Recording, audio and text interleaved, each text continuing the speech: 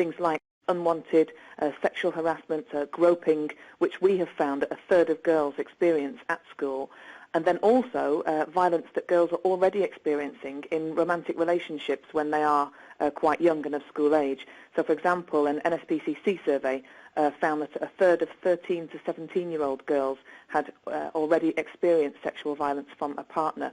So it's at this very crucial age when when boys and girls are forming their opinions about each other, about acceptable ways to behave in a romantic relationship, their views on men and women and how it's okay to treat each other. That's the age at which we need to get in schools. We need to have an absolute line that boys know they don't cross with girls. We need the schools to give a message that from the head down through all the teachers to say we will not have sexual harassment and groping of girls in our school, and in a romantic relationship, girls are not to be treated this way. I'm sure that many girls talk to their parents about what happens to them at school. There is a big question over whether schools are ready and able to respond to that. I think over the past decade or so, the issue of bullying has really come up the agenda actually at schools. But bullying is not talked about in a way that it affects girls and boys differently.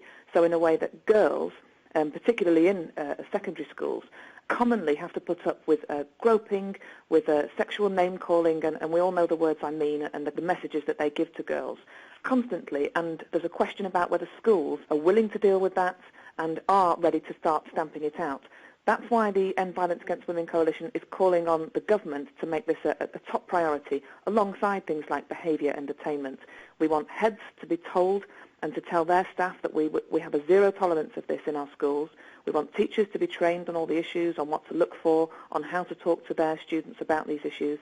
And we want really comprehensive sex and relationships education that gets young people talking about respect and consent, what consent means, how to hear it and how to give it and so on, so that we can really start to tackle the appalling levels of violence against women throughout our society.